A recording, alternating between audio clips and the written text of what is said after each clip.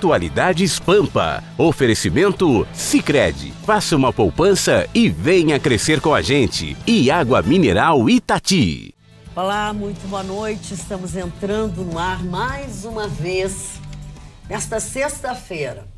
Um dia trágico para a seleção brasileira, sem dúvida alguma.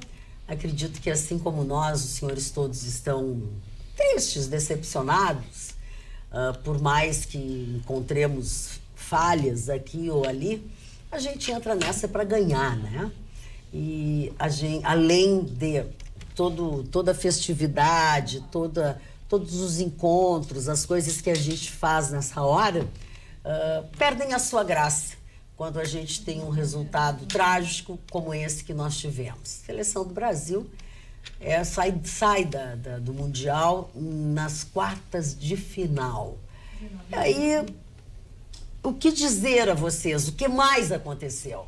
O país parou, né? Na verdade, o país parou ainda pela manhã, quando nós tivemos o jogo do Uruguai e da França, o que nos assustou bastante. Eu, pelo menos, fiquei bastante assustada com a França.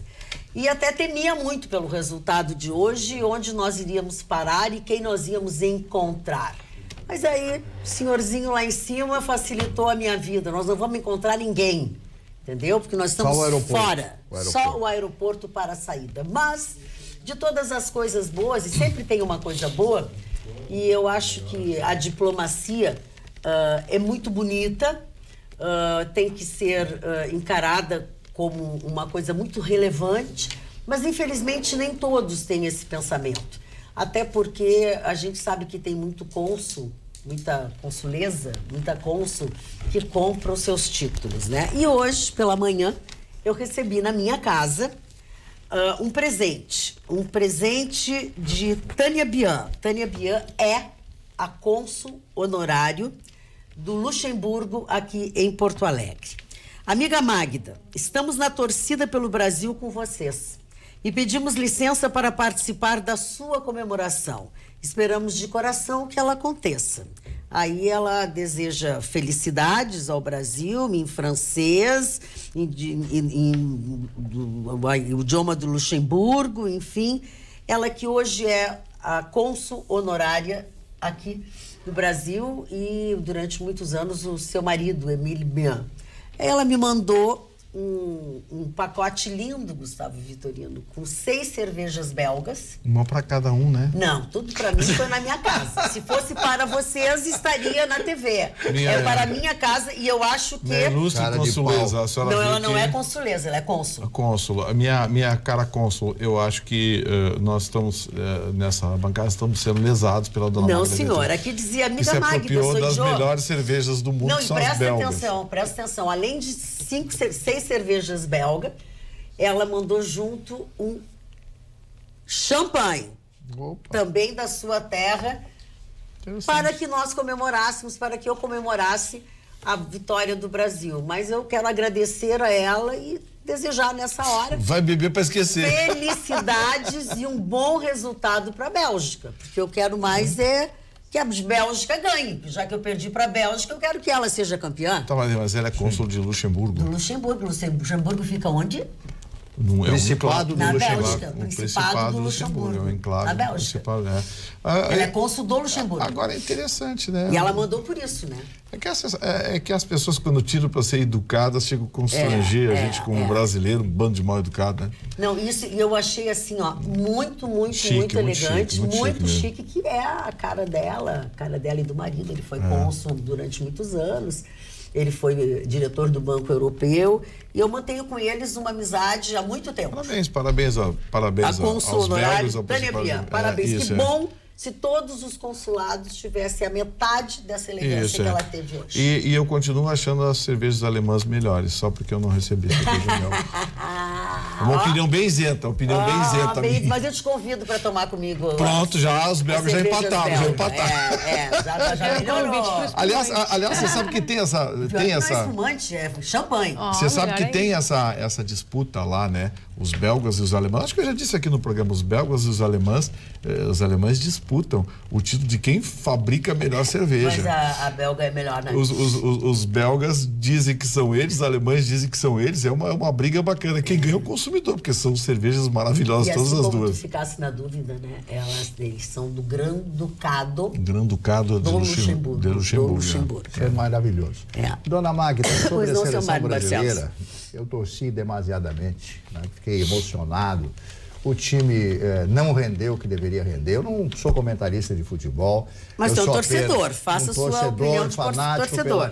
Pela seleção brasileira. Mas sobre um aspecto, depois de todos esses acontecimentos, já estão culpando o Tite, que o Tite escalou mal. Não escalou mal nada. Quando perde. Aí o cara... Eu só quero dizer que nós voltamos para a terra, para a realidade, Dona Alice. Voltamos para a nossa realidade, voltamos para o nosso mundinho, pensar em quem nós vamos colocar naquela cadeira lá no Palácio do Planalto. A responsabilidade do cidadão brasileiro. Futebol acabou, terminou. Não tem mais essa seleção, isso ia se arrastar se nós fôssemos à final até o próximo domingo. Então nós temos que ter essa consciência que nós ganhamos uma semana, nós não perdemos, nós ganhamos uma semana, porque a política resolve a nossa vida. O futebol resolve a vida dos jogadores, que ganham no mínimo lá 2, 3 milhões por mês. O que menos ganha 3 milhões por mês ou 2 milhões por mês.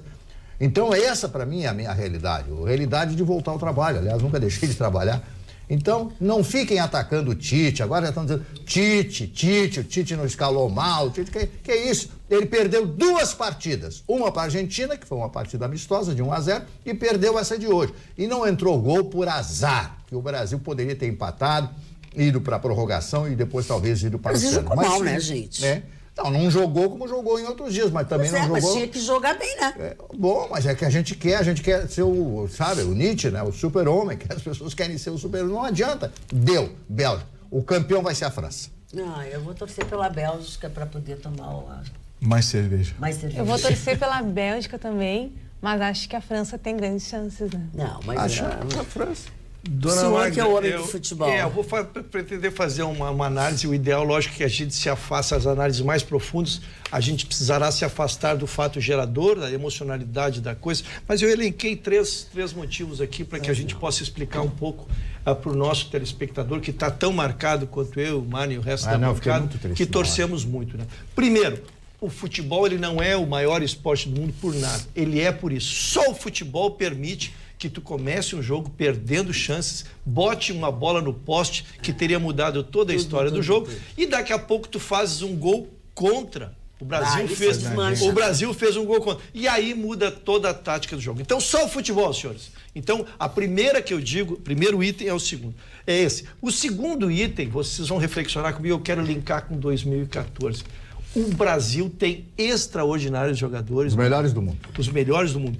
Nos falta um líder. O que é a figura de um líder no futebol, quem milita no futebol? É aquele que na adversidade faz com que o grupo cresça. E o Brasil, a exemplo do que aconteceu em 2014, Dona Magda, quando o Brasil tomou um gol, ele esmorece. E isso não é qualidade. Fala jogador. Jogador. Sim, o Brasil. Sim, o Brasil. Jogador, tô falando do jogador. Estou falando do jogador, porque poderia você estar se referindo ao Tite. Não chegamos ele está em campo, Mário. Estou falando de líder. Não jogaram mais nada. Então o Brasil em 2014 tomou um gol e a equipe murchou. E hoje nós só voltamos a render nos últimos 20, 25 minutos quando entrou o Douglas Costa. Nós tivemos um hiato muito grande, jogando muito pouco. Ele demorou muito para mexer no time. Porque o time sentiu demais o gol. Então nós temos que pesquisar não só um time, mas um líder. Nós tivemos Carlos Alberto na Copa de 70, nós tivemos o Dunga, que é um gaúcho nosso aqui, que ganhou aquela Copa em 94, na personalidade. Então é importante que se tenha uma liderança. E por último, eu quero dizer assim, o Tite pegou, Dona Magda, só no último ano, ele tirou o Brasil lá do 8º lugar na classificatória lá e nos deixou em primeiro na eliminatória. Ele não teve tempo de preparar, Mari, a seleção brasileira contra as seleções europeias. Então nós estamos muito na frente dos demais sul-americanos, mas quando enfrentamos uma seleção europeia, nós tivemos dificuldade. Então agora, se o Tite tiver sequência de trabalho, poderá então se preparar para enfrentar inimigos desse porte. Olha aqui, deixa eu dizer uma coisa para vocês. A dona... Pare só um pouquinho, por favor. Adriana Catarina Magalhães. Magda, boa noite. Tu assistiu o mesmo jogo que eu? O Brasil jogou bem sim, tanto que correu atrás do gol e fez. Trágico não foi. Desculpa, acho que a senhora e eu não vimos o mesmo jogo. A senhora tem toda a razão. Eu vi grandes nomes do futebol, aliás, que não apareceram até agora. A seleção do Brasil saiu. O Jesus aquele foi muito ruim. Exatamente. Paulinho aquele, eu jogo melhor que ele. E outra coisa, se eu fosse como é que se diz, treinadora de futebol, eu não estaria sentada aqui. Mas a mim parece que com o trauma que foi aquele gol contra, tinha que tirar aquele rapaz. Aquele rapaz não se acertou e não ia se acertar mais de jeito algum. Dona Magda, mais do que isso, este rapaz, e eu não vou crucificar, não vou personalizar nenhuma pessoa, né? Seria uma injustiça também. Mas estamos fazendo uma avaliação da capacidade. Eu sou espectadora de futebol. Este menino já tinha sido, em 2014, naquele fatídico 7-1, uma das piores atuações em campo. E hoje ele quis o destino porque ele não era titular, dona Magda, por isso que eu digo que a gente não pode convocar porque acaba jogando, que um dos principais jogadores, que é o Casemiro... Não pode convocar porque vai acabar jogando. Vai acabar jogando. E aí se pisou o Casemiro, que é o baluarte do Real Madrid, um time campeão mundial, tricampeão mundial. E o como Casemiro fez falta, né? Fez falta. Se lesionou e quem acabou? Acabou jogando o Fernandinho, que foi convocado não porque pediu, não jogou porque pediu, ele foi jogado porque convocaram. Então, isso sim, realmente a senhora tem toda a razão. E ele, quando fez o gol, ainda afundou e foi uma decepção técnica na partida. Claro. E aí, assim, vou fazer a pergunta de quem é uma mera espectadora e torcedora do Brasil.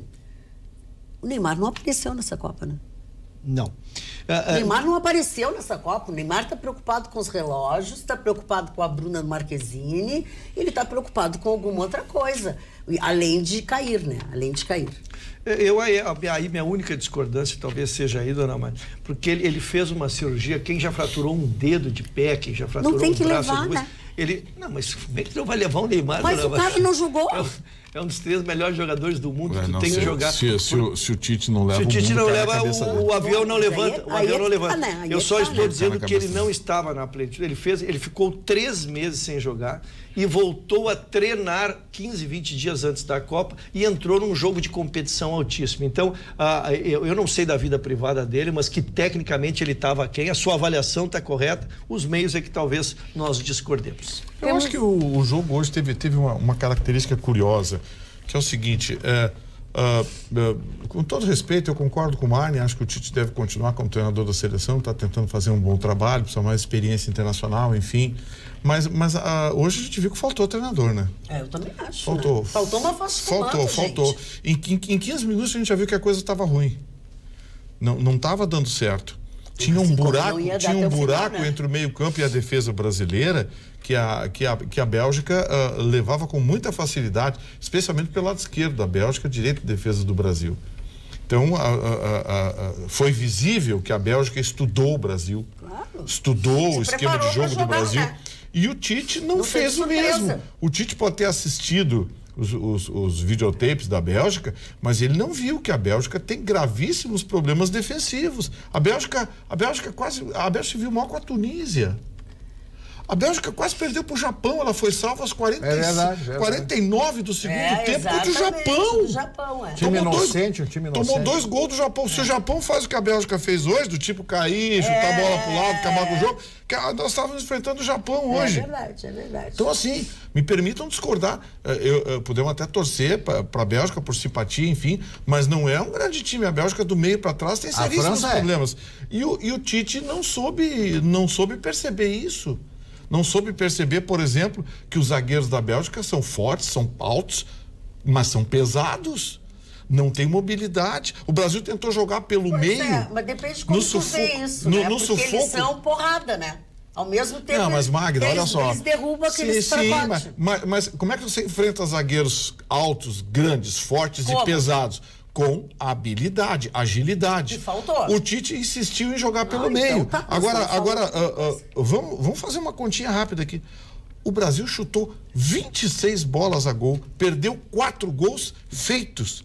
A Bélgica chutou 5 bolas.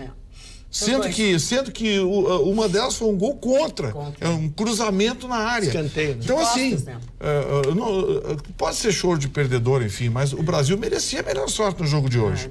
No mínimo, um empate. Merecia a melhor sorte. Agora, a gente viu que tem jogador ali, né, Rogério? Tu que já lidou com o vestiário há muito tempo, tem jogador ali que não lidou bem com os nervos, né? Que não responde, é isso. Gente, o que eu quis dizer. Os jogadores jogadores de milhões de euros errando o passe de 3 metros. Felipe Coutinho foi um. O jogador que não responde, o grau de pressão, o que diferencia um craque do jogador médio, porque para ser jogador de futebol desse nível, para ser jogador desse nível, são todos muito bons, né, Gustavo? Ninguém chega ali onde eles chegaram se são quebrador de bola. Não tem patadura. Não tem patadura. A diferença é como eles respondem no grau de intensidade que são exigidos. Aí que diferencia aqueles times campeões que tu vê. A gente costuma dizer que é nessa fase que se separa o homem dos meninos, os homens dos meninos, né? Exatamente. Agora, o Neymar visivelmente jogou descontado, né? Por isso que eu fiz esse desconto. Ele não está completamente recuperado. Eu só queria, Gustavo, lembrar uma coisa que foi a minha primeira manifestação. Mas tem que deixar ele bater o ponto e tirar. Pois você pode estar falando mais com o coração, mas eu vou concordar com você. Eu acho que o Neymar, em alguns jogos, poderia ficar para entrar no segundo tempo. Isso, entra no segundo para Por causa da intensidade, Vai jogar bem no segundo eu acho que o Tite tinha que ter testado isso. Outra coisa, sabendo como é que é a Bélgica, com as deficiências defensivas, mas com um contra-ataque mortal, porque a Bélgica oferece a defesa dela, mas tem um contra-ataque mortal. O Tite não podia fazer o que fez, sair em cima da Bélgica. E assim ficou, né? Eu só queria linkar, para encerrar da minha parte aqui, até para que não seja muito extenso, a minha primeira manifestação aqui, quando o Brasil foi convocado e embarcou. A única coisa que eu temia, Gustavo, é quando enfrentássemos... Lembram que quando enfrentássemos um time que trancasse o Brasil, nós só tínhamos opção de substituição de jogador, mas não tínhamos opção alternativa tática. Alternativa tática. Então, isso eu disse no primeiro dia da Copa. E não estou culpando o Tite, porque volto a dizer, o Tite pegou na reta final, nos tirou do 8º lugar, nós não íamos nem classificar para a Copa do Mundo e nos botou em primeiro. Mas que faltou isso, a opção, a alternativa tática, para quando a Bélgica fizesse o que temos que fizesse, o Brasil só trocou os jogadores e não mudou taticamente. A professora Fernanda Guerra, lá de Tramandaí, que tá dizendo uma verdade aqui. Ainda bem que foi para a Bélgica, já imaginou se fosse para o Japão? Aí era para matar. Olha aqui, ó, o Dudu Alvarez diz assim, a Copa de 2014 deu um prejuízo para o Brasil de 50 bilhões de reais. Ainda bem que essa terminou bem cedo. Para o Brasil, tivemos 5 dias de paralisação. Vamos transferir essa revolta da Copa contra o STF, contra a trinca Gilmar, Lewandowski e Toffoli. E o Renato Souza, de Carazinho, mandou aqui uma mensagem, dizendo que a expectativa era melhor, mas que faz parte, ganhar ou perder. Ele conta que no século passado, em 1982, o Brasil tinha o melhor time da Copa e perdeu. Os mais experientes lembram. O futebol mudou muito nesses anos. Ninguém tem medo de jogar contra as grandes seleções. Basta ver, todos os grandes que nem sequer chegaram nessa fase. O time de 82, interessante essa lembrança, porque se assemelha muito ao que aconteceu hoje. O time de 82 tinha um ataque espetacular do meio para frente, mas a defesa era frágil. A defesa era frágil. A diferença é de que quando nós jogamos com a Itália não fez o que o Brasil fez hoje com a Bélgica. A Itália foi diferente. A Itália, em momento algum, saiu em cima do Brasil. Paulo Rossi. Ela esperou o tempo todo o Brasil. Falcão, Cerezo, Zico e Sócrates, Serginho e Éder. Foi esse time. Dona Márcia, eu me lembro, depois de toda essa conversa, eu estava me lembrando do presidente John Fitzgerald Kennedy, presidente americano, assassinado em Dallas, no Texas, em 1963. Ele disse uma coisa fantástica, né? Quando ele se elege presidente dos Estados Unidos, já acontece a história na Rádio Pampa diversas vezes, ele se elege presidente, vai para o Salão Oval, dá a sua primeira entrevista com o presidente dos Estados Unidos da América, aquela euforia e tal. Presidente, como é que o senhor explica o seu sucesso? Ele disse, sucesso não se explica, o fracasso sim.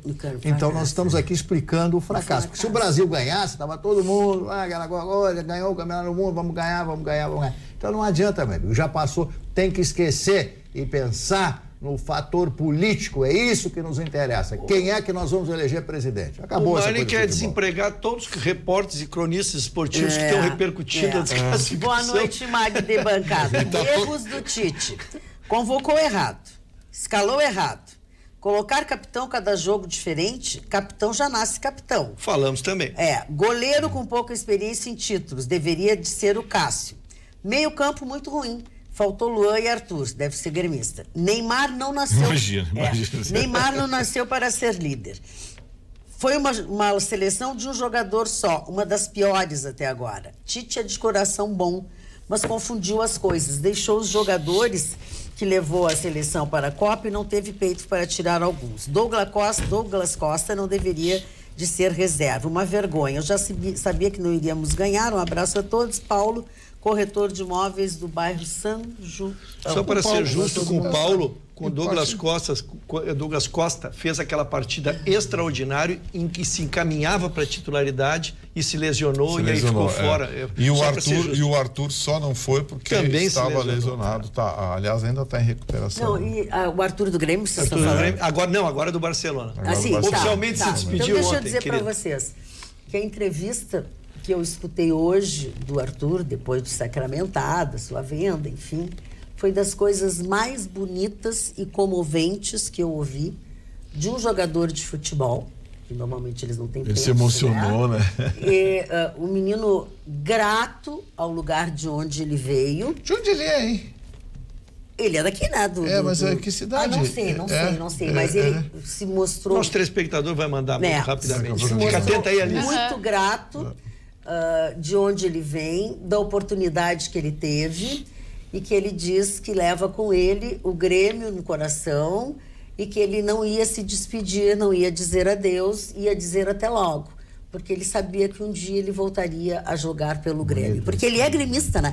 Legal. Ele é gremista. Legal. Então, assim, foi uma das poucas entrevistas que eu ouvi coerentes e de coração. Ele foi agradecido, Ele foi agradecido. Agora, eu não sei a cidade dele, eu não sei, mas só quis dizer, Gustavo, ele tem essa identificação porque ele está desde menino, 11, 12 anos, ele já estava, se criou... Dentro do Grêmio. Dentro do Grêmio. Você viu o meio-campo do Barcelona agora? Paulinho, Felipe Coutinho e Arthur. A Miriam de Campo Bom... Meio-campo de respeito, hein? A Miriam de Campo Bom diz: boa noite, queridos. Deixamos de ser o país do futebol para ser o país da corrupção. Eu acho que eu acho que esse título de corrupção nós já temos há bastante tempo. O Tomás Henrique Marques do Carmo diz que depois de perder é fácil avaliar.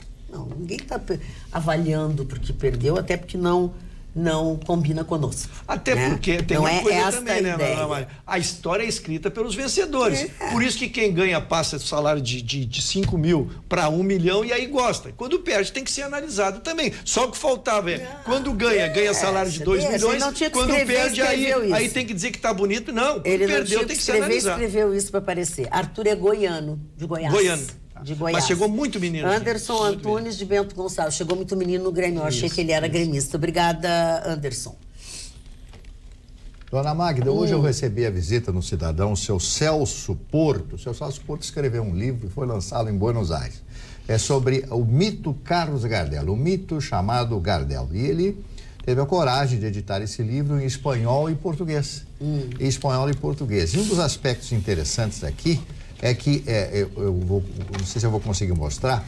Que tem outra página aqui que eu quero mostrar. O certificado de nascimento do Gardel. Gardel realmente nasceu em Toulouse, na França. Está aqui o certificado de nascimento, né? Essa é a parte em espanhol. Não é legal. E o Gardel, eu vou virar essa outra página aqui, ó. E o Gardel teve, aqui à direita, aqui nessa minha direita da minha mão aqui, onde está a mão direita, esse cidadão que está com ele é um cidadão paulista chamado Alfredo Lepera. Um dos maiores autores de tango do mundo. Dia que me quiera. E é brasileiro. Paulista. Sim, paulista. Aqui a fotografia, os dois estão juntos. Então ele está muito esperançoso que esse livro tenha uma repercussão, a bandeira da Argentina aqui atrás. E o Gardel foi o pai do tango e continua sendo, mesmo com as mudanças que o tango teve, a modernização do tango. Astor Piazzolla, que modificou o tango, foi muito criticado pelos cronistas, pelos entendedores de tango da Argentina na época. Os argentinos querem manter o tango, porque, aliás, não tem tango novo. Os grandes tangos são da época de Gardel. Até hoje não houve um grande tango, né, que a gente possa recordar. e que possa se falar. Então, o Celso Porto veio pessoalmente me entregar esse livro pela manhã na Rádio Pampa. Agradeço a este presente mais uma vez. Posso deixar os argentinos loucos? Pode. Os argentinos tornaram famosa uma música que é francesa, na voz de um uruguaio, e que o maior compositor é brasileiro. Tá querendo brigar com... Mas o tango nasceu nos cabarés do início do século na França. O Carlos Gardel era uruguaio e o maior compositor diz que ele é e o maior compositor de tango de todos os tempos é brasileiro. Olha aqui, ó. O Zé deve estar feliz de ouvir isso. Enquanto isso, por aqui as notícias não são boas. 17 líderes de facções que foram transferidos para prisões federais, lembram que era para tirar o contato deles aqui com as suas gangues e quadrilhas, e eles foram afastados há praticamente um ano, pois eles agora podem retornar ao Rio Grande do Sul. Parte das solicitações do Ministério Público para que os criminosos ficassem isolados nas unidades de segurança máxima não foi aceita pela Justiça, Gustavo Vitorino. O que mais eles precisam fazer? É que assim, quando o poder público não ocupa o espaço, as facções vão ocupando, né? Vão ocupando. As favelas do Rio de Janeiro é um sinônimo disso. As facções criminosas lá ganham com o tráfico de drogas, com o gato net, que eles chamam, com os gatos de luz, porque tudo é pago para eles. Os moradores não têm isso de graça, não. Eles fazem o gato e cobram os moradores. Cobra a distribuição de gás. E ai da Light, né, Marne? Ai da Light ou da NET que tenta entrar lá para cortar os gatos. Mas não passa nem perto. Bala. Esses dias eu vi o depoimento, Gustavo. O poder público não entra mais. Esses dias eu vi os depoimentos dos funcionários da Light. Sim. Eles contam histórias aterradodoras, que eles recebem a denúncia e eles vão lá para cortar, chegam os milicianos juntos, chegam os milicianos e olha aqui, se o senhor mexer aqui, eu sei quem é seu filho, quando eles o senhor é morto e o carro da sua empresa vai pegar fogo aqui. É um horror, então a coisa está muito adiante, né? Não, eles tomaram conta, e o pior disso, sabe o que é, Ruxa? Que com o tempo, as milícias descobriram o seguinte, os maus policiais lá descobriram o seguinte: para aí, por que esses caras estão ganhando essa grana toda? Vamos botar eles a trabalhar para nós. Aí, como é que começaram as milícias? Acordo entre os milicianos, liderados normalmente por policiais, e os traficantes. Esse acordo foi sendo aos poucos engolido pelos milicianos. Não, para aí, vocês vão trabalhar. Não, na verdade, vocês vão trabalhar para nós não somos sócios. Tomaram conta. Hoje, grande parte dos traficantes, os que não são sócios, trabalham para os milicianos. E essas milícias têm origem, normalmente, em policiais da ativa ou ex-policiais no Rio de Janeiro. Eles não só trabalham, como têm medo. Eu fiquei impressionado quando se... Assiste o Tropa de Elite 2, pelo menos umas duas vezes. A gente foi entrar mais nesse assunto, que é uma inversão. A gente imaginou sempre que os milicianos estivessem submetidos ao tráfico. E não, os traficantes têm medo, eles fazem tudo, mas não se metem. Eles não querem, eles não querem crer com o miliciano. Com eles. E tu disseste bem, a origem deles ou são policiais ou ex-policiais. Ou ex-policiais, porque eles pensam assim, para aí, esses caras estão ganhando grana, são donos da favela, por que que... E o pior de tudo isso é o desdobramento, porque políticos começaram a procurar os milicianos, olha, eu preciso de 5.000 votos da sua comunidade. Tá feito, doutor, o que a gente leva aí? Não, vou segurar a bronca lá de vocês, se tiver alguma bronca, coisa. Tanto que a própria Assembleia Legislativa do Estado do Rio de Janeiro foi motivo de investigação, ordem de prisão para a mesa diretora, para o presidente, tudo, coisa tal, porque eles negociam diretamente com os milicianos lá. O Rio de Janeiro hoje está tomado. Está tomado. Não existe mais poder público. O próprio Tribunal de Justiça do Rio de Janeiro, hoje, é um órgão de faturamento só. O senhor já ouviu falar do deputado Paulo Ramos, do Rio de Janeiro, né? Que é ex-policial. Então foi ele que lançou essa lei, né? Que criou essa lei, para que os PMs expulsos por crimes cometidos na corporação continuem recebendo seus proventos. Olha que maravilha. E ele alega aqui, vou ler aqui, nenhum servidor aposentado, mesmo que tenha cometido algum delito, perde os proventos. É um direito ou benefício que ele pagou para ter.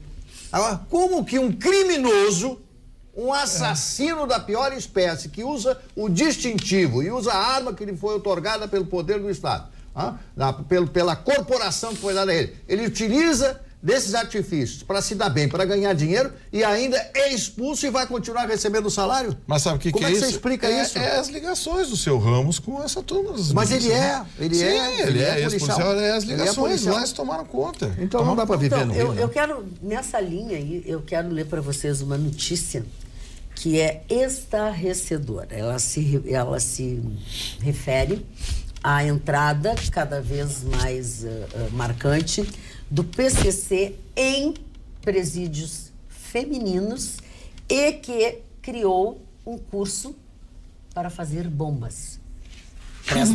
Prestem atenção.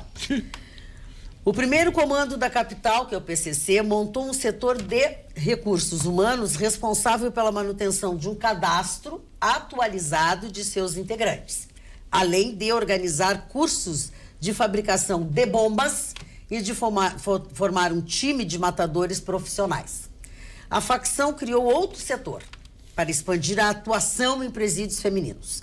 Um PCC Mulher. Parece piada, né, que gente? Bonito, que evolução, hein? Isso dá programa de humor.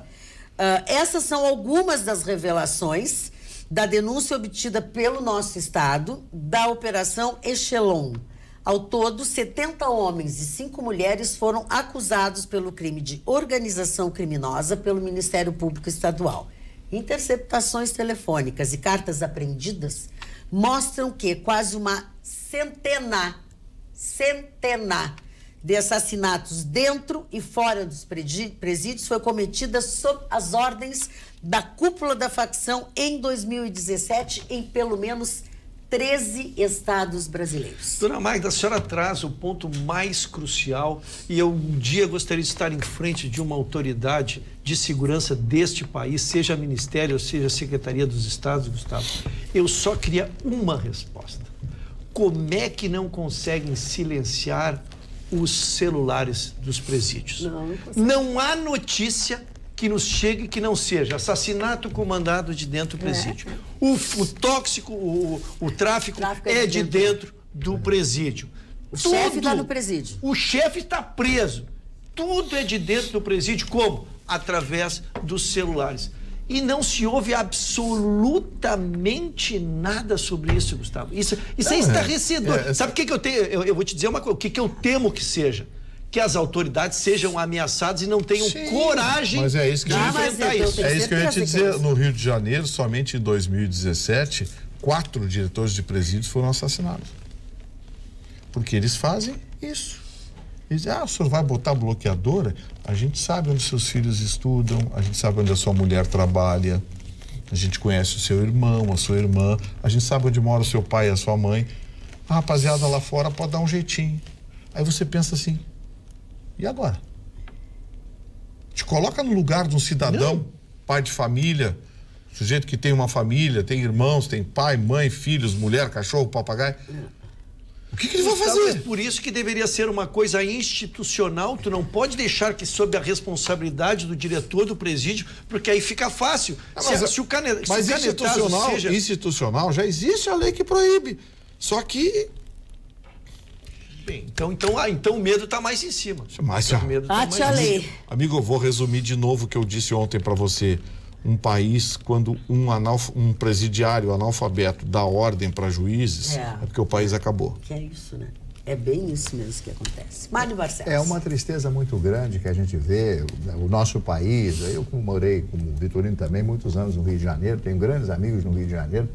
E há muitos anos atrás eu comentava com o Leonel Brizola, com o governador do Rio à época, governador e tal, ele criou uma lei no Rio na época, que o policial, quando ia prender o bandido, tinha que mostrar a identidade. Mas vem cá, eu sou o governador, desculpe discordar do senhor, porque tinha que ter muito jeito para falar com o Brizola. Mas o senhor acha? Não, porque não sei o quê. Não tem isso aí, não pode vingar, não pode vingar. Como é que o policial vai ter medo do bandido? Isso não existe. O policial tem que chegar por cima, tem que chegar determinado, como acontece em São Paulo com a rota. Rondas Ostensivas Tobias Aguiar, a quem eu acompanhei muitas e muitas madrugadas, eu passei como repórter policial acompanhando aquele povo lá fazendo investigações em favelas e locais do Rio de Janeiro e presenciei assassinatos, inclusive, né, naquela oportunidade. Agora, digo a vocês, nós estamos vivendo um verdadeiro caos e nós vamos ter que tomar uma direção. Uma direção que é a direção democrática, que é essa que eu espero e suponho que aconteça, ou então uma direção, sei lá para onde, né? Que será uma direção muito ruim. Uma ditadura de esquerda, uma ditadura de direita. Nenhuma ditadura é boa, mas nós estamos encaminhando para isso, porque não é possível quando o próprio judiciário, conforme as declarações do nosso doutor Vitorino, que ele fez uma peroração, algo extraordinário aquele dia, que teve uma repercussão em todo o país, que o Vitorino falou aqui nesse programa. Nós estamos vivendo um drama, é um drama. O judiciário, as pessoas não concordam com o judiciário, as pessoas, é um recurso atrás do outro, não tem fim os processos para quem tem grandes advogados, bons advogados, e assim por diante. Onde é que nós vamos parar? Onde o próprio poder legislativo é corrompido, onde o executivo é corrompido, onde um presidente vive na lama, como é o caso desse senhor, o outro está na cadeia, ainda pedindo cervejinha, pediu lá um refrigerador para tomar água gelada. Refrigerador para tomar água gelada. Alguém vai acreditar numa coisa dessa? E deram um refrigerador para ele, deram um televisor, deram tudo, deram até aquela bicicleta como é ergométrica, né? Sei lá, aquela coisa. Então o país vive esse caos. E eu pergunto, aonde nós vamos parar? É esse o país que eu estou dando para os meus netos? Que vocês estão dando para os seus filhos? Isso me dá uma profunda tristeza. Eu vou dar só para encerrar esse comentário. Não quero ser negativo. Barcelos, eu vou ler uma pérola do nosso presidente. Nas redes sociais, o senhor Michel Temer, depois do jogo da seleção, disse o seguinte: primeiro que ele saudou os jogadores e pediu para seguirmos em frente. Ele diz que a seleção jogou com muita raça e honrou as cores do Brasil. Seu Temer, cala a boca. Pô, dona, só foi muito feliz. Cala a boca por cada coisa que o senhor diz. Fermela Bush. Fermela Bush, né, senhor? Pra saudar os jogadores, tudo bem. Agora dizer que o Brasil jogou com raça, só se jogou com raça negra. Ouvindo nos fone e a gente não sabe. Eles ouviam a música do Raça Negra enquanto jogavam. Dona Magda, e honrou as cores do Brasil. Que olha aqui, ó. A senhora foi pródiga. Audiência seletivíssima. Temir Simonetti está nos acompanhando. Mandou um grande abraço a todos. Feijoada amanhã, já sei, amanhã, meio-dia, feijoada da Praça 15. É o point, né? Quero ver a dona Magda nos acompanhando. E o Edemir Simonetti acaba de fazer um convite à bancada. Fazendo com muita dificuldade. A Carla não sai final de semana porque ela tem que cuidar das crianças. O Chicão Tofani do marido. Tá em lugar incerto e não sabido.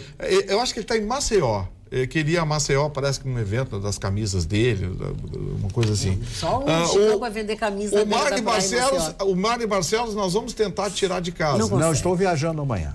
Está viajando. A dona Magda Beatriz amanhã estará enrolada em cobertores. Se eu conseguir ter voz, 500, mas eu não vou conseguir. 500 gramas de antibiótico, coisa e tal. A dona Alice é uma incógnita, porque ela e o seu Lucas, o seu esposo, são um grande ponto de interrogação. Mas o convite está feito. Um ponto de interrogação, dona Alice tem direito à defesa. Claro. O que seria um ponto de interrogação? Não é saber se ela vai ou não, porque ela certamente tem a sua programação com seu esposo nos finais de semana. Os 27 afilhados. Isso. Que horas é mesmo? Não tem horas. É a feijoada do chalé da Praça 15. Sim, eu já conheço. 1h30 da tarde. 1h da tarde. Eu estarei lá ao meio-dia porque tem programação esportiva à tarde. Quero dizer o seguinte. O senhor será acompanhado da consorte? Isso. Porque sempre estarei com uma consorte. Tu que acha que ela é consorte, né? Eu já penso diferente. Tem um azar desgraçado. Eu estou preocupado com as crianças. Primeiro quero fazer a referência que a manifestação do Dr. Vitorino já teve mais de 1 milhão de visualizações. Tá famoso, e fora o WhatsApp, porque o WhatsApp não entra nessa contagem. E só eu recebi 3 vezes o texto. Eu digo, pô, não quero mais, não aguento mais ouvir o Vitorino, aguento todos os dias dele. Mas meus parabéns pela repercussão nacional da sua manifestação. Dona Magda, com a derrota do Brasil, eu fui pegar um trabalho que se dirige às crianças. Sim. Como devemos lidar com as crianças no momento da derrota? Porque nos impacta.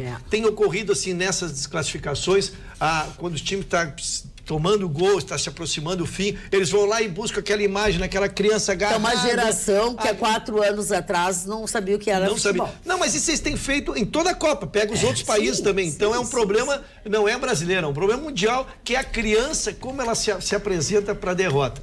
Então, o que os psicólogos e psiquiatras dizem, eles dão uma listinha rápida aqui pra gente, como é que se deve fazer, mas pode se tirar do limão a limonada. É nessa derrota que a criança pode se aprender a se tornar resiliente, resistente. Mas é importante o ambiente que nós demos para ela. Primeiro, o exemplo. De nada adianta tu pegar e quebrar teu televisor e depois pedir pro teu filho que ele entenda a derrota, que ele não dá, tu tens que ter uma xingar até a mãe do jogador e o filho tá vendo. A segunda questão que eles enaltecem muito, quando a criança começar a chorar, muitos xingam a criança, por que tu tá chorando por esses caras? Não, tem que entender que aquele momento é da criança e ela tem que ser tratada com carinho, tem que ser explicado. Terceiro, trazer bons exemplos para ela. Perdemos agora, mas o Brasil, por exemplo, foi campeão em tal ano, teve jogadores assim, e que no futuro nós temos. Então, criar um ambiente. E o último é tirar do ambiente. Passado esse momento, mas tira, já vamos ver um desenho, vamos ver um filme e vamos tocar a vida em frente. Eu acho maravilhoso que tu pense assim e eu só lamento que tu não tenha mais filhos, porque tu poderia... Mas quem sabe, né? Será que acabou a fase dele? Não, mas agora que ele tá assim com todo esse gasto, essa tática, essa coisa toda. Tá milionário. Tá milionário e tal, tá com a vida mansa. Se sair de casa, sair de casa ganha dinheiro igual. Acho que tu podia ter um bebezinho. Não tivesse a minha Gustavo, como é que é a minha...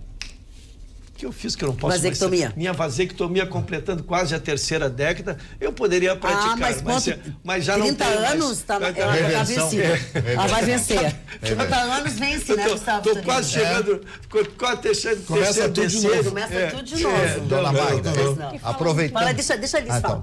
Falando de crianças, né, adolescentes, uma pesquisa sobre cyberbullying, que são os ataques sofridos pela internet, mostrou que o Brasil é o 2º país em que as agressões ocorrem com mais frequência. 3 em cada 10 pais consultados, né, disseram que seus filhos já foram ofendidos na internet. Mais da metade dos pais brasileiros afirmaram que o ataque veio de um colega de colégio, né? E também a maior parte tudo pelas redes sociais. Sim. E o país com mais ofensas na internet, em primeiro lugar, é a Índia, com 39%. Depois o Brasil, com 29%. Perdemos o primeiro lugar, dona. Vamos buscar esse primeiro lugar aí. E depois os Estados Unidos, com 27%. O bullying, ele sempre existiu, né? Mas com a internet, com a possibilidade do anonimato, isso ganha uma proporção muito maior, né? Que as pessoas se sentem encorajadas, né? A xingar os outros. E isso acaba ganhando uma proporção muito maior. Dona Magda, eu me lembrei de uma frase do Nietzsche, faz horas que eu não falo. É verdade. O senhor Friedrich Nietzsche, maravilhoso, extraordinário. Chato, Ó, Gustavo. Ó, Gustavo. Ó, Gustavo. Com licença, o senhor Vitorino, o senhor está sempre me agredindo. É com o senhor, é com o senhor. Não, o senhor está agredindo o Nietzsche, que é chatão. As verdades... Atenção, as verdades são ilusões que esquecemos que são ilusões. São ilusões que esquecemos que são ilusões. Essa coisa da Copa do Mundo. O que esse cara fumava? Da Copa do Mundo. Hein? O que o Nietzsche fumava? Me dá metade do que o Nietzsche tomava um schnapps de vez em quando. Bom schnapps. Aliás, falando de schnapps... Melhor não, hein? Na última viagem... Me contaram com o senhor... Na última viagem à Alemanha, eu tomei... Ele vai contar o schnapps dos outros, o dele não conta mais. Com o Edgar Poser lá. O Bemberg, o legítimo Bemberg alemão. Tomaste? Aonde? Na Alemanha. Na Alemanha. A última vez que eu estive lá... Aliás, trouxe uma lembrança pro Marne, e o Marne é daqueles caras bons da gente dar presente, porque ele usa o presente. Me deu uma camisa. Camisa com o símbolo da Alemanha. E olha, um Bemberg alemão. Underberg, Me perdoe os fabricantes aqui do Brasil, mas... Já que tu estás falando do Marne, eu quero reproduzir aos nossos telespectadores a profunda admiração e a audiência diuturna do seu programa da rádio pela Ana Paula Leite Amarante. Ela é apaixonada pelo teu programa. Obrigado. Ela é apaixonada por ti, te acha a pessoa mais culta do mundo. E ela fica impressionada com as coisas que tu dizes. E ela diz assim, o meu rádio está sempre na pampa. Porque eu entro no carro para ir trabalhar e ligo. Ela disse, a única coisa que eu acho muito chato é que o Marne fica respondendo os telespectadores, que ele está falando sobre uma coisa, aí eles querem que ele fale de outra. Pro Marne que ele não tem que dar bola para essa gente. Mas não é assim, né? A gente vive da audiência das pessoas. Então, Ana Paula Leite... Muito obrigado, digo assim, mas é tua fã de carteirinha e ela gosta porque quando ela fala, ela faz a tua propaganda para todo mundo. Muito obrigado, Ana Paula. Um beijo para você. Eu só vou repetir aquela velha frase do senhor Sócrates, né? O meu único conhecimento é saber que nada sei. Isso. Ele tem outra fã, dona Eva Garcia, que assiste o programa e também é tua fã e há muito tempo está com você. Seu Celso Pontes, que joga comigo, estará sábado, está jogando pelo Canarinho, uma partida de futebol. Que o senhor não é está perna de sempre pau. conosco. Não, eu tenho alguma amizade. Não é perna de pau no futebol. Pois eu estou dizendo, tem alguma amizade com a bola. É uma relação boa. E o último abraço é para o Carlos Eduardo Oliveira, nosso querido Cadu, com quem estive no Dois Toques, um programa há mais de 20 anos. Um programa há mais de 20 anos, passou por essa casa aqui, tem um programa renomado e agora está num novo canal de televisão que se iniciou segunda-feira. Desejo a ele todo sucesso, toda felicidade. Ele é um querido amigo. Como disse, tive a honra de estar quase 20 anos com ele ali, participando desse programa. Então, todo sucesso pro Cadu. É um cara batalhador, ele acredita no que ele está fazendo e nós desejamos, sem dúvida alguma, boa sorte para ele.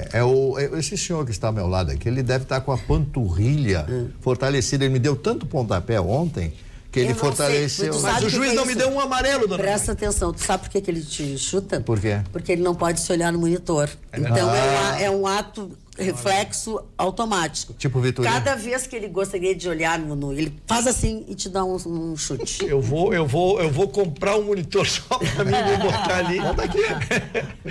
Fala, Alice, querida. A gente estava falando esses dias, né, sobre a inauguração do restaurante, da família do Cristiano Ronaldo em Gramado. Isso. Foi inaugurado ontem, o craque não compareceu, mas teve a presença da mãe dele, da irmã e também do técnico Felipão, que foi técnico do Cristiano Ronaldo lá na seleção de Portugal. Que legal. E agora o restaurante vai estar aberto ao público a partir de segunda-feira. É o único restaurante de Gramado que é focado aí na culinária portuguesa. Muito bem. Deve estar lotado. Hein? Que legal. A nossa telespectadora Cláudia Nunes, que é de Uruguaiana, mas está em Porto Alegre, diz que eu também amo o Marne e o programa dele. Abra os olhos e liga o rádio para ouvir Marne Barcelos. Muito obrigado. Mas o seu Marne hoje vai dormir com as estrelas. Deixa eu te dizer que eu não te deixei falar. Quer me destruir. Já dormiu com coisa pior. É o seguinte, Quem já dormiu com coisa pior? O senhor, ele disse que ele vai dormir com as estrelas hoje, já dormiu com coisa bem mais pontuda. Me chamei de meu amor. O mercado financeiro hoje praticamente não se mexeu. O dólar deu uma recuadinha, mas não se iludam, porque não teve volume de negociação. O dólar hoje ficou quietinho. Quase nos 4. Deu uma vai a R$4. Fácil, vai a R$4. Acho que até o final desse mês está a R$4. Mas uma coisa ficou evidente, um grupo de parlamentares, entre eles o deputado Paulo Pimenta, aqui do Rio Grande do Sul, quer detalhes dessa operação do Brasil envolvendo a Embraer e a Boeing. É verdade.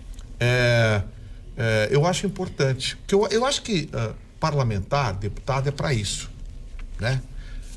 O deputado Paulo Pimenta, do PT, do Partido dos Trabalhadores, ele quer detalhes, ele quer saber, escuta, peraí, é um direito que ele tem como parlamentar, porque o parlamento tem que fiscalizar o governo, né?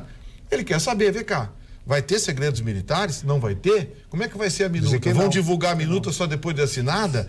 Ele quer, ele e mais alguns parlamentares, liderados por ele, querem saber o que está acontecendo. Eu acho interessante, porque esse é o trabalho do parlamentar, fiscalizar. Eu tanto critico o seu Paulo Pimenta aqui, dessa vez tem que elogiar. Ele está fazendo uma coisa que toda a população quer saber. Correto. Quais são as condições desse contrato. Ainda dentro desse tema, Marne Barcelos, hoje um diretor da Airbus se mostrou muito preocupado. Ele deu uma entrevista hoje na Inglaterra para a BBC de Londres, que assustou todo mundo. Ele disse, se a Inglaterra optar pelo Brexit, é o hard Brexit, que é a saída dura, como eles chamam, o Brexit duro, que é, sai... Não vai pagar os 80 bilhões de euros? O que vai acontecer, Marne? Eu não sabia disso. Quase 40% das peças dos Airbus são fabricadas na Inglaterra. Eu não sabia. Vão ser taxadas? As asas, que são os tanques de combustível dos Airbus, são fabricados por uma empresa inglesa. Então, assim, ele disse, olha, a Airbus vai parar por meses até a gente resolver como é que vai ficar a questão alfandegária, a questão tributária. Porque a Inglaterra vai passar a cobrar imposto dos países da União Europeia e vice-versa. Ele disse, olha, dependendo do que acontecer, a Airbus pode ficar inviabilizada. Mas, no mínimo, uma paralisação vai ter. Então, ele deu essa entrevista hoje e disse que a Airbus, que é originariamente francesa, está tentando negociar com o governo inglês, porque a parceria dos ingleses com os franceses na Airbus é muito grande. Eu não sabia. Prejuízo para os ingleses também. Quase 40%, eu não sabia, quase 40% da aeronave tem componentes fabricados na Inglaterra. Então, assim, essa é uma discussão interessante. E sabe quem é que ficou com as anteninhas de pé? A Bombardier. Pô, agora que eu estava pensando que ia me dar bem, embarquei na canoa furada. A Bombardier canadense ficou preocupada, porque ela assinou uma joint venture, a exemplo do que assinou a Embraer com a Boeing, assinou com a Airbus. E agora ficou um negócio meio... Olha, até que se resolvam esses entraves contratuais, tributários, políticos, a indústria aeronáutica internacional vai dar uma sacudida. Quem deve estar achando graça disso deve ser os russos, né? Os russos, porque os fabricantes dos Ilyushin e de outras aeronaves de grande porte vão acabar ganhando o mercado de graça, vai cair no colo deles. Dona Magda, a gente tem procurado prestar serviço nessa bancada aqui, e sempre que eu vejo um caso atípico que eu tento trazer, Gustavo, e a gente cada vez mais tenta alertar para as pessoas que vão atrás de anúncio de internet e coisa, né? Agora, um caso que está ficando, ele virou notícia nacional pela atipicidade, Gustavo. Eles iam casar, os noivos iam casar. Eu vi isso. Tu viu essa notícia lá na rádio? Maravilhosa. Maravilhosa. Então vamos lá para a notícia primeiro, depois a gente repercute. Eles iam casar, já tinham a data marcada do casamento, estavam dando entrada já tinham comprado um apartamento, e aí viram um anúncio ali, emprego nos Estados Unidos. Começou com a ideia de emprego nos Estados Unidos. E aí eles imediatamente, uma chance de mudar a vida, pegaram... É Estados Unidos ou Canadá? Não, acabava, o final é Canadá. Começou nos Estados Unidos. Via Estados Unidos. Era via Estados Unidos. O anúncio era primeiro nos Estados Unidos. Aí o casal se interessou, e aí, dona Magda, a única coisa que tinha que fazer no início era um pequeno depósito de R$5.000, lógico. O casal suspendeu o casamento, desfez a compra que tinha dado lá e se preparou todo pro coisa. E documentação, e pediam isso, pediam aquilo, e tudo andando. Fez o depósito de 5 mil e chegou o dia, aí evoluiu, Gustavo, como tu disse, não era mais Estados Unidos, tinham conseguido no Canadá, então ela iria trabalhar no escritório, ele seria motorista, tudo maravilha, contatos de manhã, de tarde, de noite. E aí chegou o dia do embarque e o casal se apresentou para o embarque e ninguém apareceu. Não só não apareceu, como apareceram mais 11 pessoas que caíram no golpe. Que caíram no mesmo golpe. Então a gente brinca, a notícia tem a repercussão, o mote é o casal. Mas como não dá para acreditar nesses anúncios, não façam depósito, consultem, vão atrás. A negociação foi toda por internet, usam a boa vontade. Veja, e que golpe, 11 pessoas que estavam a 5 mil. Os caras botaram 60 no bolso. E lógico, desapareceram os telefones, não estão mais. A sede era uma sede eventual ali que aluga por uma semana, 15 dias. Dá o golpe e some. E dá o golpe e some. Então, muito alerta em internet, pessoal. Você sabe que esse negócio se estende também a passagens aéreas e a hotéis, né? Vocês têm que tomar o maior cuidado. É o maior cuidado, porque os caras vendem passagem que não existe, nunca são emitidas. Fazem reserva. Fazem reserva. Hotéis. Você pega o avião, chega lá no hotel, apresenta o papel, eles olham se o papel tá, e daí? Reserva. Que reserva? Tem nada. Tem um já paguei, gente, já paguei. Procurem agências estabelecidas, agências conhecidas, agências estabelecidas. Não pode fazer isso só por internet. Esse negócio de voucher, checa. Eu tenho esse hábito. Eu vou viajar, vou para Nova York agora. Peguei o telefone, liguei pro hotel. Escuta, meu nome é Gustavo, assim, você queria checar, tem uma reserva pro dia tal, tá? Pois não, só um minutinho. Sim, está confirmado. Tá, muito obrigado. Lógico. Gasta uma ligação. Alice. Temos um recado aqui da Marisa Wolff. Boa noite, bancada linda. A Magda está linda, adoro seus comentários, doa quem doer, perfeita. Obrigada. O carinho que ela trata a Alice, um doce. Mas hoje é dia do senhor Marne, que com sua simpatia escuto também na Rádio Pampa. Muito obrigado. Junto com Pedro Fonseca, Ellen Dornelles. Pedro Fonfon. Até a hora de eu ir trabalhar. Beijos, Marisa. Simpatia. O Fonseca eu chamo de Fonfon. E depois sou eu que não vou pro céu, hein, Gustavo? Pois sou eu que não vou pro céu. Falando em pro céu, eu tenho uma notícia bem engraçada. Pensei que já tinha ido. Não, é uma notícia lá do Rio de Janeiro, de Petrópolis, a bela cidade de Petrópolis, Museu Imperial de Petrópolis e tal.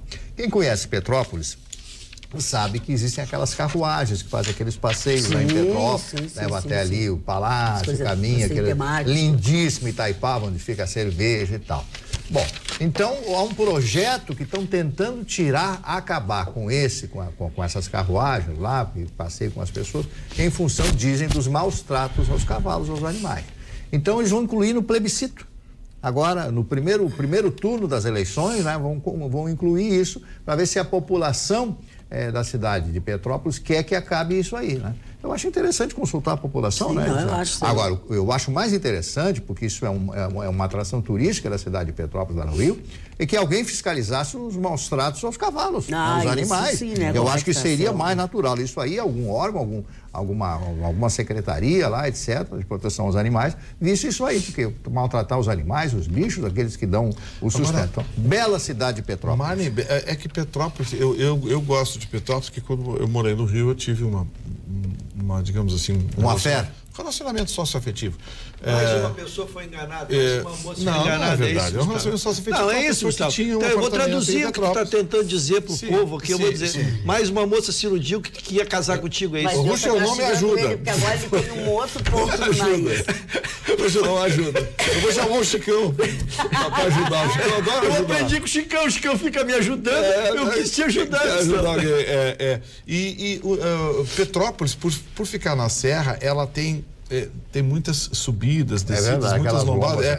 E com a pedra viva, aquela pedra, né? Quebram a pedra e jogam ali. Então, barro. E é muito perigoso isso porque quando chove, aquela pedra fica úmida. Escorrega. É muito perigoso. Agora, Petrópolis é, sem dúvida alguma, um grande passeio. Quem quer conhecer um pouquinho da história do Brasil, né? A história do Brasil passa por Petrópolis, cidade imperial. Sim.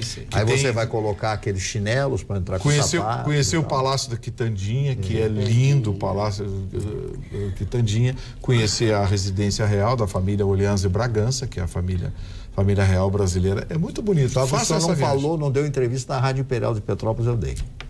Sério? Mário Barcelos. Está em grande fase, seu Mário Barcelos. Era da família Imperial, depois venderam. Ele está transmitindo para as pessoas uma energia muito boa. Eu estou de verde. Então as pessoas... Imagina depois que fica maduro. Que horrível isso. Antigo, dona Magda. Eu achei isso horrível, mas era o melhor que eu tinha encontrado. Sexta-feira o velhinho fica com o pé que é um leve. Tem uma dica para quem gosta de vinho como eu. Está acontecendo em Porto Alegre uma feira de vinhos que vai até domingo e conta também com uma mostra de queijos. Fica ali no Barra Shopping Sul e tem também degustações comentadas, cursos e atrações musicais com entrada franca. Muito bem. Legal. Eu dispenso os comentários do queijo. Eu queria só a degustação. Como é que é o negócio? É só chegar lá, entrada franca, tem várias degustações. Sentar na frente porque aqui entre nós, queijos e vinhos é uma delícia. Maravilha. Dona Magda... Pois não. Não se interrompia, não. Não. Nós temos... Se interromper é normal. Mas ele queria educar. Se eu fosse exatamente... Né? Mas a Alice é porque é nova. Se eu fosse... ele está educado com a Alice porque é nova. Deixa lá. Mais um mês de Alice. Agora que ele foi efetivado, né? Agora, mas se tivesse feito, me Tá desculparia grandão, né? com a dona O lado negro da força. Já perdeu todo o teu tempo. Fala. Não, então deixa eu retomar meu tempo aqui. Não, nós temos acompanhado, tá muito bem. acompanhado aquele caso dos meninos e a gente continua olhando diariamente. Lamentável, morreu uma das pessoas. Né? E eu fui analisar porque as condições da morte dele para ver se havia sido um acidente, para que nós possamos, Gustavo, dimensionar o que vai ser o resgate. O rapaz era triatleta, era um especialista em mergulho, era um voluntário, se ofereceu exatamente porque ele sabia como era aquilo, é difícil, então ele era um especialista. Ainda assim, ele no ato de fazer, foi levar comida, na volta faltou oxigênio. Porque ele errou o caminho na volta. Faltou porque oxigênio. A água é turva. E ele errou o caminho na volta, teve que fazer uma volta maior e quando voltou o oxigênio não foi suficiente. Isso, eu tô trazendo isso exatamente para alertar, tu vê se ele, um profissional, um expert, um triatleta com tempo maior, como é que crianças, crianças sem nenhum preparo vão conseguir fazer isso? E a questão até hoje, até a hora que vim para cá, como eu estou dizendo, estou acompanhando, não tem uma solução trabalhada. Pelo contrário, as coisas que sinalizam é aquela que a gente já trouxe ontem, é prognóstico de chuva, né, com possível inundação de onde estejam os meninos. E a ideia do governo da Tailândia, eles não querem anunciar, mas o plano A deles é assustador. É manter os meninos lá dentro por umas 3 ou 4 meses até chegar o verão e a água descer. E a água descer, não tem outro jeito, e a água descer, porque o risco é muito grande. E o risco de fazer um buraco também, por causa do desmoronamento, também é grande. Então, é complexo o negócio, é uma situação... E eles estão preocupados também com o nível de oxigênio que caiu, né? O normal é 21%, está 15% apenas. Porque a água em alguns pontos que dá passagem ao oxigênio sobe, interrompe. Isso aí. Não tem arejamento. Olha aqui, ó. Não, que coisa complexa, né? Vem a informação assim, ó. As autoridades correm contra o tempo para definir uma estratégia. A operação agora se concentra em 3 principais tarefas. Enquanto se analisam os métodos de salvamento, 2 pontos: drenar água, disponibilizar mais oxigênio para a zona da caverna onde está o grupo e instalar uma linha de comunicação entre as vítimas e as autoridades. As autoridades tentam instalar uma mangueira entre a área onde estão os meninos, numa caverna próxima. A distância entre os 2 pontos é de 1,7 quilômetros. Imagina você fazer um túnel, um furo de 1 quilômetro e 700 metros. Para abastecer de ar. Isso que a Alice acabou de dizer, ó, o nível de oxigênio na caverna caiu significativamente, de 21% para 15%. Isso. Olha o perigo. Que coisa, e há quantos dias nós já estamos falando? Porque tem o desaparecimento deles, que foi 9, 10 dias, mas já faz mais de uma semana que já se está trabalhando uma solução. Nós trouxemos a notícia ontem, Maio. E a morte que eles estavam baixando. É outra coisa que um alerta. Né? É um alerta. Para mostrar para as pessoas o tamanho da encrenca. O tamanho da encrenca, O tamanho da encrenca, porque em linha reta é 1.700 metros, mas para sair por dentro das cavernas, são 4 quilômetros. Você sabe que é 4 quilômetros de caverna? Que horror, coitado. E eles baixam 1,5 centímetro, não sei dimensionar o que seja 1,5 centímetro a cada hora, com aquelas máquinas poderosas sugando água de lá de dentro. E esse homem que morreu era um mergulhador profissional, né? Imagina os outros meninos. Não teria como preparar. Só ratifica o que eles estão dizendo desde o início, e as pessoas, claro, no desespero, familiares, querem que tirem os meninos de lá.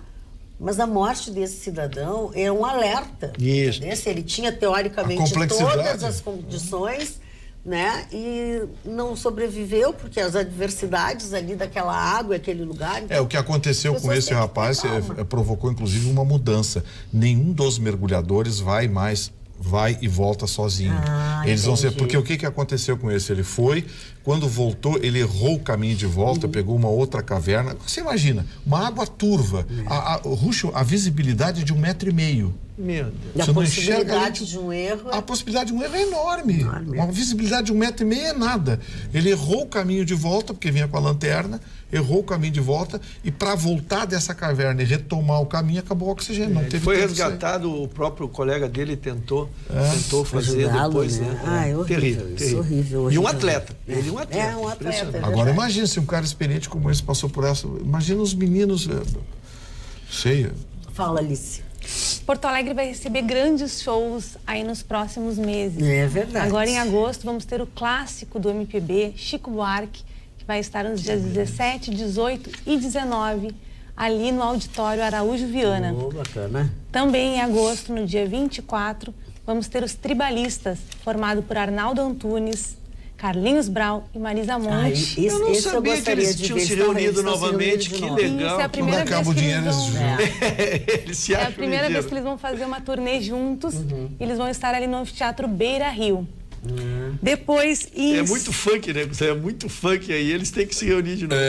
Isso. Em setembro vamos ter o italiano Andrea Bocelli, que poderá ser visto na capital no dia 23. Que é um domingo, 23 de outubro. Todo mundo consegue ver. Uma turnê comemorativa aos seus 60 anos. Alice, você falou no Andrea Bocelli, né? Eu tenho uma simpatia muito grande por esse extraordinário cantor italiano, que hoje é o grande cantor italiano para o mundo. Alguns dos shows dele, inclusive aquele na Toscana, capital da Etrúria, né? Onde surgiram os etruscos, que para mim foi o povo mais significativo do país da bota da Itália, os etruscos. Mas uma característica desse maravilhoso Andrea Bocelli é que ele é advogado. Ele fez o curso na Universidade de Pisa, onde tem aquela torre famosa lá. Então ele fez seu curso de Direito.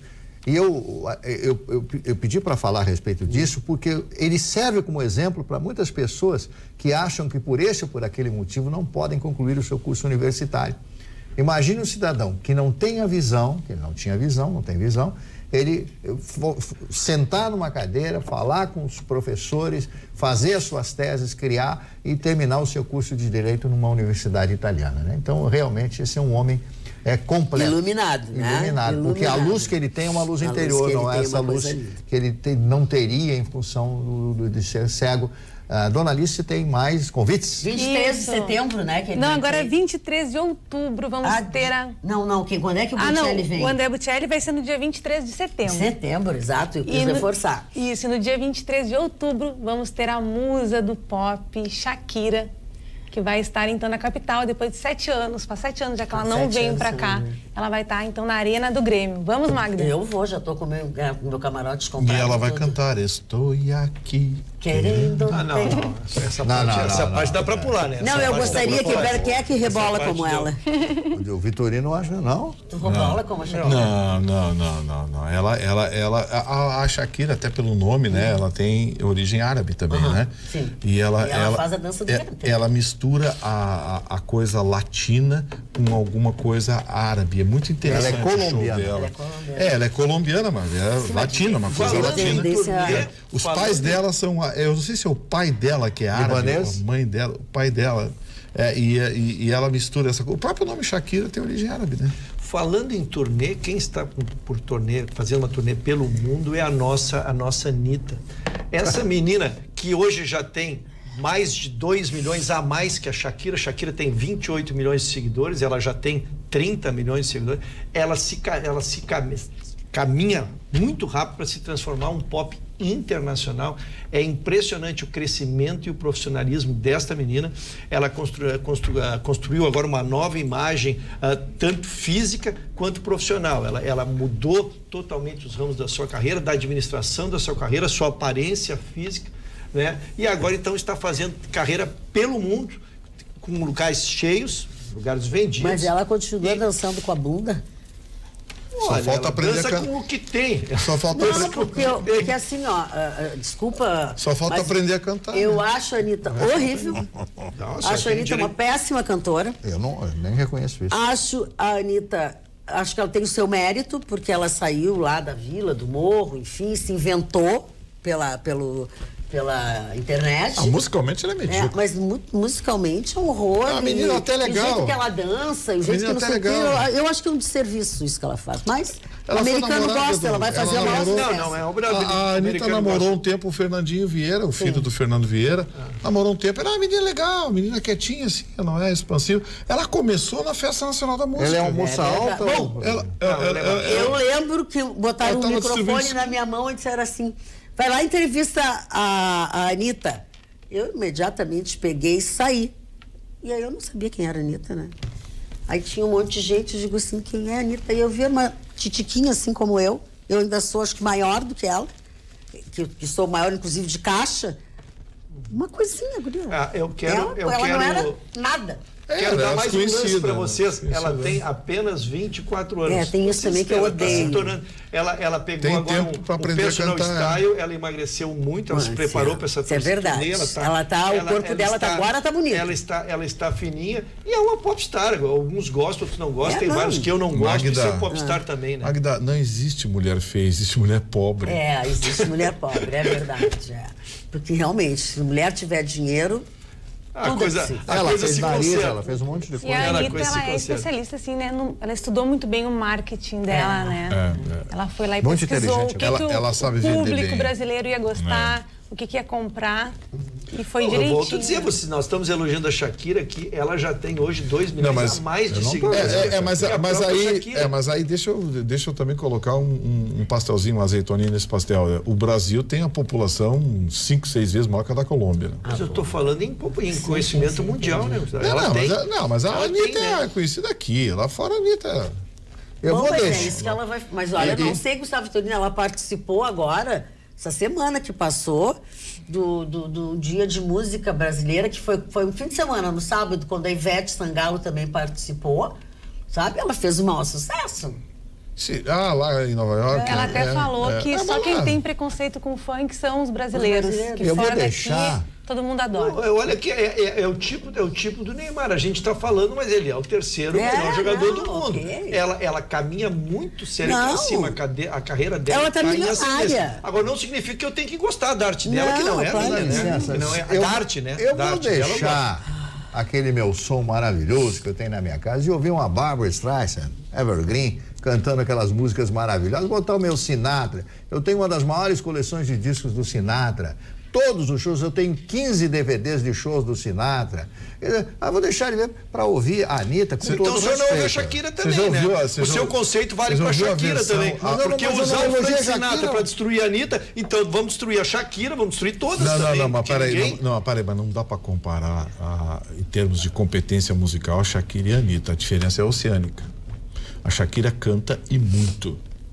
A Shakira... É sucesso nos Estados Unidos. A produção dela, a orquestração, tá frente, né? ela tá... Nós temos que que nem comparar o Messi com 32 com o Neymar com 25. Vocês estão comparando coisas que é a idade em evolução. Ele é fã da Anitta.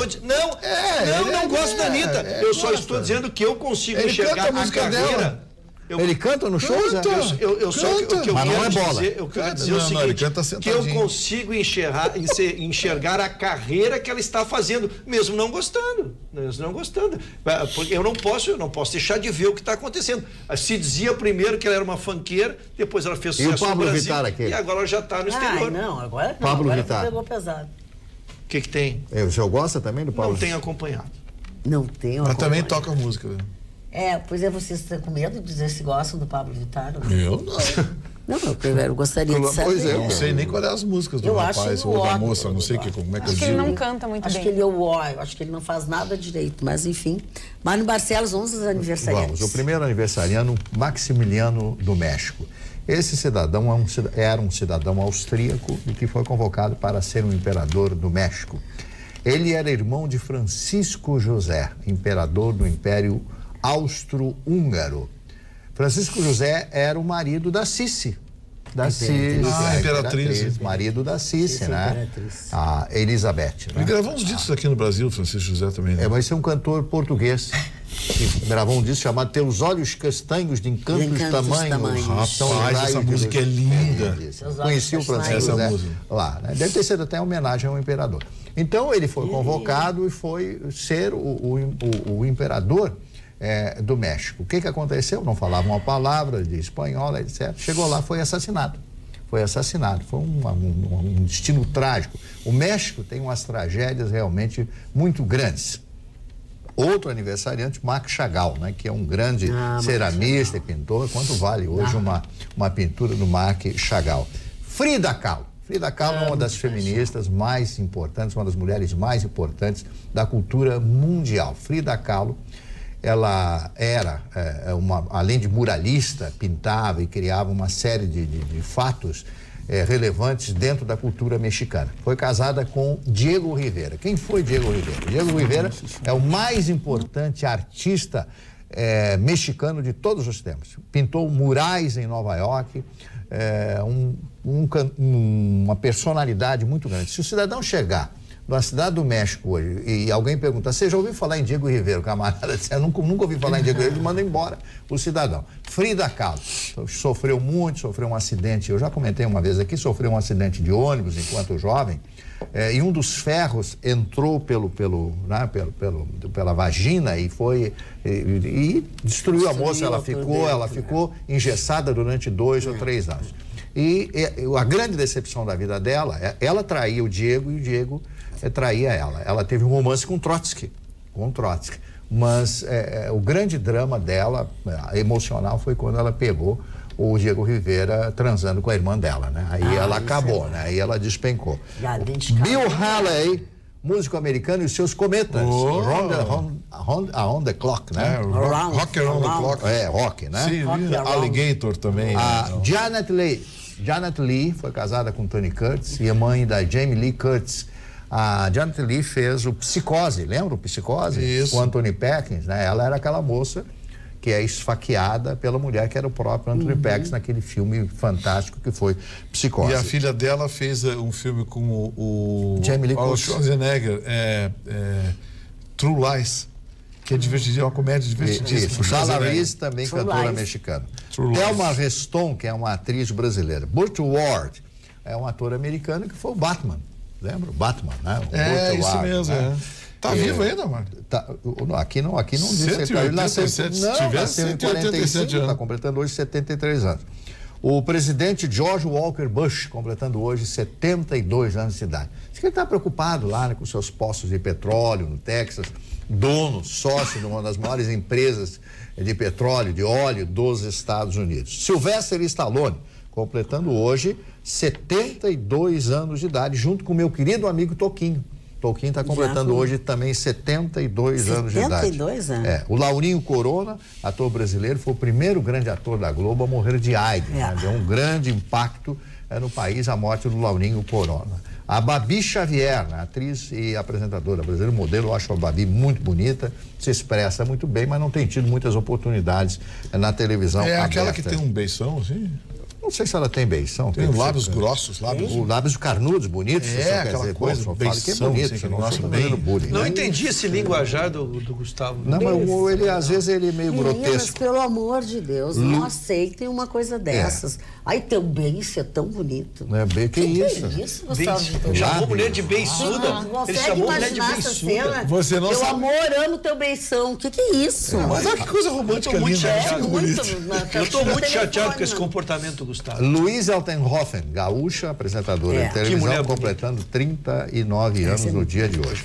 E a Caroline Trentini, a modelo brasileira, eu acho muito magrinha essa menina. A Carol, ela é gaúcha, você viu? É gaúcha, Trentini. Está completando hoje 31 anos, são esses os aniversariantes. Ela foi colega, amiga da minha filha um tempo, por aí, na época de praia, aquelas coisas que as gurias tinham uma turminha. Fala, querida. Tem um recado aqui. Boa noite, bancada linda. Assisto todos os dias o programa e gosto muito. Os temas são muito relevantes e esclarecedores. Eu adoro o Vitorino. Um abraço a todos vocês, Salete de Santa Maria. Obrigado, querido. Obrigado. Um abraço a Santa Maria que nos assiste na TV. Como será um abraço a Santa Maria? Um beijo no teu coração.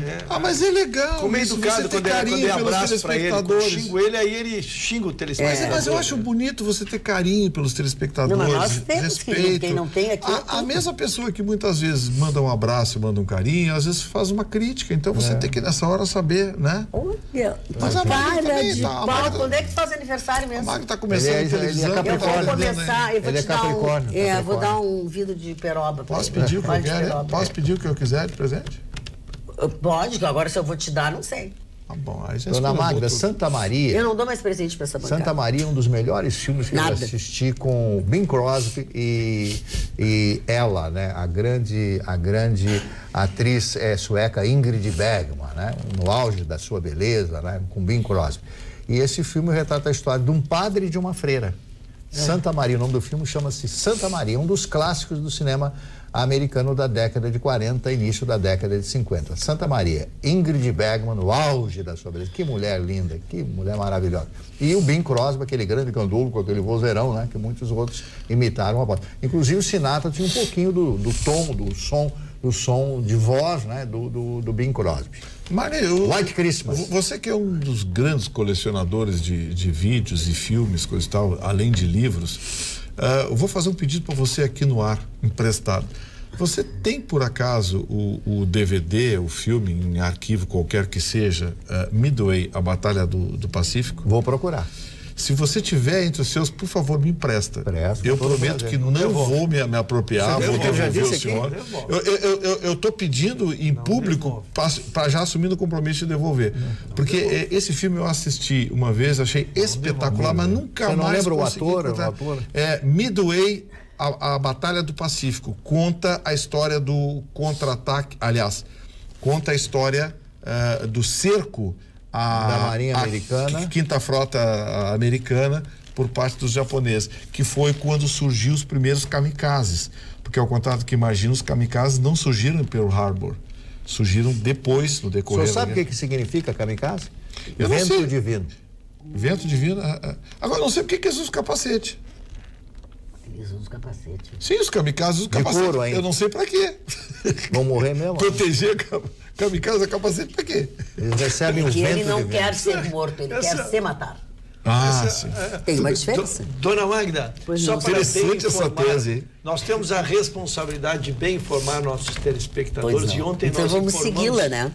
Pois é, que vamos fazê-lo. Nós vamos entregar o que a gente promete. Exatamente. Fazê-lo ambos. Ontem nós anunciamos a nomeação do ministro, chefe da Casa Civil, o Eliseu Padilha, no Ministério do Trabalho. Sim. Ficou com as duas operações. E foi solto um diário oficial extra, mas ele é ministro interino. Interino, né? Nós demos ontem como a sua nomeação, mas na verdade ele está acumulando... ele assumiu o Ministério do Trabalho, eu não disse nomeação. Então, Fui eu que dei a notícia. Então esse ex-estagiário faltou e eu queria me redimir porque eu o tratei como nomeado. Então ele é interino e há uma expectativa então de que possa surgir finalmente um expert naquela Uma pasta. coisa que eu quero dizer para vocês, essa história que é o Renan Calheiros é fake. É fake, não tem ninguém escolhido. Até pode vir a ser o Calheiros, mas não é, até agora não é verdade. Ele quis, na verdade, foi abortar uma crítica. A gente tocou ano passado, porque a notícia mais era a queda do ministro. É que, na verdade, o PTB anunciou ao candidato à presidência pelo PSB, que é o Alckmin. Então, eles estão querendo botar o PSDB do Alckmin. Isso, e o PTB, que tinha o Ministério do Trabalho para ele, né, está apoiando o Alckmin. Então o Temer e a turma dele ficaram bravos, então queriam tirar o Ministério. Por isso que eles imediatamente já botaram alguém lá para abortar definitivamente, dizendo que estavam punindo o PTB, mas na verdade a punição era política e não pelo fato. E o João Dória foi pedir para o Temer para fazer um acordo com o Paulo Scaff, para o Paulo Scaff não ser o candidato. E o Datena, o apresentador da Datena, está em primeiro lugar na pesquisa para o Senado do Estado de São Paulo. Não me deixe mentir sozinha. É Flávio Rocha, né? O dono das lojas Riachuelo. Flávio, não é Paulo, é Flávio, né? Hoje um dos comentários, até numa crítica muito severa, é que o coordenador da campanha dele ou uma outra pessoa das relações dele já estão querendo se ajeitar com outro partido e talvez até ele abrir mão da candidatura à presidência. Não, né, seu Rocha? Não, né? Então, assim, o senhor entra na parada nos vendendo uma coisa, né? E a gente tá nessa, por pior que seja, de caras novas, de coisas novas. Aliás, é a época agora das fake news, né? Começou uma indústria de informação. Eu não sei por quanto tempo disseram aí que eu até comentei aqui que o filho do Lulinha era dono da Friboi. Ah, bobagem, não tem nada. Agora tem uma circulando aí, você falou no Padilha, eu lembrei, tem uma circulando de que o fim do contrato da Concepa, que houve desacerto, não sei o quê, porque um dos donos da Concepa era o Padilha. Olha, bobagem, não tem nada a ver. Mas a vida inteira eles disseram que o Padilha eles disseram que o Padilha era dono da Concepa. Não, a Concepa é um consórcio de empresa, tem nada a ver. É porque o filho do ministro Eliseu Padilha, que é advogado, trabalha para a Concepa. Parece que o escritório dele presta serviço, ou prestou serviço para a Concepa, uma coisa assim. Aí já disseram que a Concepa é do Padilha. Tem alguma coisa a ver com os caras. Eles pregam essas notícias e chegam às conclusões de sabe que eu estou me policiando, Gustavo? Não é só em não reproduzir para todo mundo. Praticamente para ninguém, tem que ser só notícia, assim, ou uma brincadeira que eu vou te mandar. Agora, notícia mesmo, eu não tenho mais coragem de passar nem para grupo de família, grupo de amigos, assim, porque tu não sabe mais a veracidade, não. Porque tem coisa que não tem como checar, né? Se eu digo, descoberto lá uma falcatrua, assim, tu não tem como checar se isso é sério ou não, né? A notícia te chega. Então, o melhor é não passar mesmo. Não, e eles criam fake news. Até de notícias verdadeiras. Por exemplo, esse projeto de lei que está tramitando em Brasília, alguém inventou de dizer que o projeto de lei é para proibir a venda de produtos de orgânicos em supermercado. Eu achei estranho quando a gente deu a notícia aqui. Achei estranho aquilo aí. Eu li o projeto de lei, a APL, é 1600 e não sei o que, a APL. Tem nada disso, ela está regulamentando e permitindo que os produtores vendam direto ao consumidor. É um plus e não menos. Desde que eles se cadastrem, que tenham uma inspeção regular, responsável sobre o produto. Essa informação completamente errada. E aí, não, mas jornais publicaram isso no centro do país, dizendo que a PL proibia a venda de orgânicos em supermercado. Não tinha entendido. Tem nada disso na lei. Tem nada disso, na lei não, no projeto de lei não tem nada disso. Na verdade é aumentar o campo de ação para que se possa vender isso também. É que o pequeno produtor, ele tem dificuldade de entrar no grande supermercado. Porque pensa bem, o cara produz lá, ele colhe por mês 600 pés de alface. Ele não tem condições de vender para o Zafari. O Zafari vende 1000 por dia. Então, sabe, aí... Isso que o Zafari tem um espaço bem amplo. Pois justamente por ter um espaço amplo, vende bastante. Como é que o cidadão vai vender? Então, eles querem que esse cidadão que produz, tanto é que ele é voltado à agricultura familiar, o cidadão se cadastre, cumpra as regras sanitárias, pode vender direto. O sujeito pode ir lá e comprar. É um plus interessante. Eu, Regina e Paulo Guglieri, moradores de Canoas, assistimos todos os dias, à tardinha bem como à noite. Admiramos todos. Eu, uns, e o Paulo, outros. Parabéns pela atualidade dos assuntos. Beijos. Ela disse que tem 72 anos e o Paulo 76. Olha, que legal. Deixa eu dizer uma coisa para vocês, que aliás é uma notícia que está no osul.com.br, que é o nosso jornal eletrônico, que 24 horas está sempre trabalhando, sempre sendo atualizado, e que você pode baixa o aplicativo Osul na plataforma que você usa e pode botar no seu telefone, pode botar em qualquer plataforma. Não custa absolutamente nada e você fica bem informado. Por exemplo, a pré-candidata à presidência da República, Marina Silva, está na íntegra essa notícia, disse que o maior preconceito que ela enfrenta é por ser evangélica. Não acredito. Não acredito. Ele já está faturando, já está querendo faturar em cima do coitadismo. Ela disse pegar o evangélico. Que o maior preconceito que enfrenta não é por ser mulher, negra ou ter uma origem humilde, mas por ser evangélica. Marina disse, no entanto, que sua fé religiosa não pautará suas decisões, caso ela seja eleita, já que a Constituição garante que nós temos um Estado laico. Eu acho que ela falou bobagem. Pergunta pro Marcelo Crivella se foi difícil para ele. Eu acho que é uma declaração inteligente, Gustavo. Gustavo. Encrencado lá no Rio de Janeiro por isso. Porque ele andou oferecendo benefícios para as igrejas. Exatamente. Via discriminação com o povo do Rio de Janeiro. Discriminação com o povo do Rio de Janeiro. Mas Marne, você está surpreso do Marcelo Crivella fazer vantagem para essa rapaziada? Então, péssimo prefeito. Um dos piores prefeitos da história do Rio de Janeiro, esse senhor, né? Ele sai do Rio de Janeiro quando o Rio de Janeiro mais precisa, quando tem enchente. Ele sai do Rio de Janeiro quando tem carnaval, a maior festa do Rio de Janeiro. O turismo do Rio de Janeiro é calcado no carnaval. Muito bem, vamos encerrando o nosso programa de hoje por aqui, desejando a todos vocês um excelente final de semana. Na segunda-feira nós estaremos de volta, logo depois do Jornal da Pampa, a primeira edição do nosso Atualidades Pampa. Bom final de semana e até lá!